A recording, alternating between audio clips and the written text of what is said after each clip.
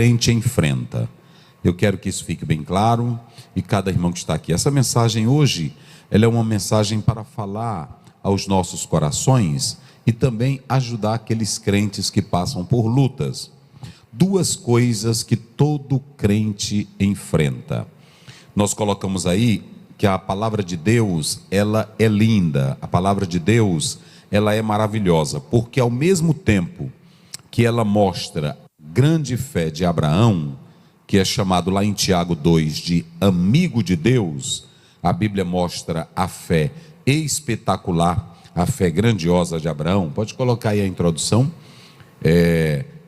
Essa fé poderosa de Abraão, vocês estão vendo aí, ela revela a fé de Abraão, revela a fé fenomenal de Jó, no capítulo 1, verso 20 e 21, quando ele perde tudo, ele louva ao Senhor, ele adora a Deus, ele agradece a Deus, dizendo: eu nu saí do ventre da minha mãe, nu voltarei para lá. Isso é muito importante, porque você tem na Bíblia esses paradoxos. Você tem um Abraão de uma grande fé, você tem um Jó de uma grande fé, mas é interessante também nós analisarmos na Bíblia que esses homens que desfrutavam de um relacionamento e de uma comunhão com Deus, irmãos, eles também entraram em crise. É isso aqui que eu quero mostrar para os irmãos. Esses homens entraram em crise. A Bíblia não mostra só um Moisés poderoso, só um Moisés grandioso. A Bíblia mostra um Moisés querendo desistir. A Bíblia mostra um Moisés dizendo: quem sou eu para ir? A Bíblia mostra essa crise existencial também que se dava na vida desses homens de Deus. A Bíblia mostra um Gideão que vai com os 300, mas um Gideão que está inseguro, um Gideão que tem medo, um Gideão que quer sinais, um Gideão que quer confirmação. A Bíblia mostra no capítulo 9 de 2 Reis, um Jeú impetuoso, um Jeú valente, um Jeú destemido. Mas a Bíblia também mostra homens poderosos na fé que tiveram crises, que tiveram lutas.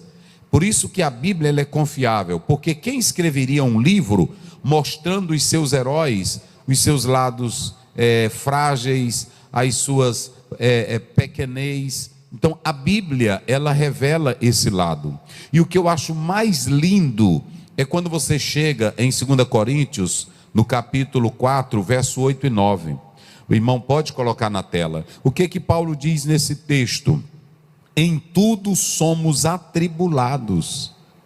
Em tudo somos atribulados, mas não angustiados. Olha aí, essa é a expressão bíblica. Veja que o apóstolo São Paulo, ele está mostrando a realidade de cada homem, de cada mulher que serve a Deus. Então, ele diz: em tudo nós somos atribulados, mas não angustiados, perplexos, mas não desanimados. Perplexos, mas não desanimados, atribulados, mas nós não estamos desistindo, abatidos, mas não destruídos. Como é que Paulo, um homem de Deus, vai dizer essas palavras, ou está dizendo essas palavras para nós? É muito ruim quando os pregadores da atualidade procuram mostrar somente os homens da fé, ou os homens de Deus, como super-heróis, homens que não tinham falhas, homens que tinham um poder grandioso, homens que não tinham medo de nada. A Bíblia não tem essa mensagem. A Bíblia não tem essa mensagem. E quando ela usa a maior galeria dos heróis da fé, o maior apanágio dos heróis da fé, a Bíblia mostra uma história de homens que sofreram. Coloca aí o capítulo 11, verso 33. Um dia desse eu vi uma pessoa colocando aí no YouTube, que alguém entrou numa igreja e aí matou alguém. Aí ele disse assim: cadê o Deus desses crentes? Cadê o protetor desses crentes? Queridos, todos estão enganados. Nós não aceitamos Jesus para ser um São Jorge do nosso lado. Nós aceitamos a Jesus para nos dar a vida eterna. Em momento algum a Bíblia vislumbra para nós um quadro que nós não vamos sofrer, um quadro que nós não vamos ser atingidos. Quando você observa Hebreus 11:33, a Bíblia mostra o que esses homens enfrentaram por causa da fé. Olha aí: os quais pela fé venceram reinos, praticaram a justiça, alcançaram promessas, fecharam a boca dos leões. Pode passar. Olha o que diz a Bíblia: apagaram a força do fogo, escaparam ao fio da espada, da fraqueza tiraram forças, na batalha se esforçaram, puseram em fuga os exércitos estranhos. Pode ir. Mas se vocês analisarem o verso anterior, coloca o verso anterior, vai deixar bem claro que muitos morreram por causa da palavra, foram cerrados ao meio. Cerrados ao meio. Que fé é essa? Olha aí, é o 37. Olha isso aqui: foram apedrejados. Isso eu estou falando de crente. Isso eu estou falando de crente. Essas igrejas, esses profetas que ensinam que o crente não sofre, que ensinam que o crente não é perseguido, essa é uma ilusão que amanhã vai ficar envergonhado.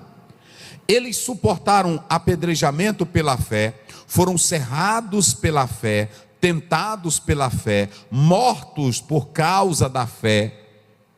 Então a fé é o firme fundamento que nos coloca numa dimensão de comunhão com Deus, que nós não cedemos a nada, nem que seja necessário perder a vida, nós não cedemos. Nós não cedemos.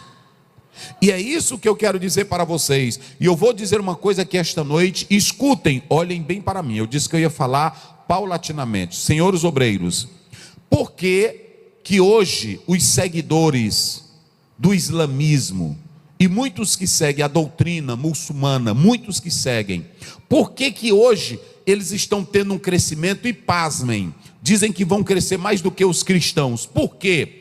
Porque o Alá que eles acreditam, eles defendem a fé inquestionavelmente. E o grande problema nosso hoje é teólogo questionando a fé, é teólogo questionando a Bíblia. Uma coisa que ele pregava hoje, amanhã ele não prega mais. É crente que um pastor ensina uma coisa da Bíblia, o outro ensina ali errado. Há uma divergência tão grande que a celeuma e a confusão é grande. A Bíblia, ela não ensina uma fé emotiva. A Bíblia não ensina uma fé de oba-oba. A Bíblia não ensina uma fé de que tudo vai bem para nós. De que tudo vai bem para nós. Não existe isso. Não existe esse cenário. Qual é o meu conselho para você que é crente? Qual é o meu conselho para você que frequenta a igreja? Seja fiel.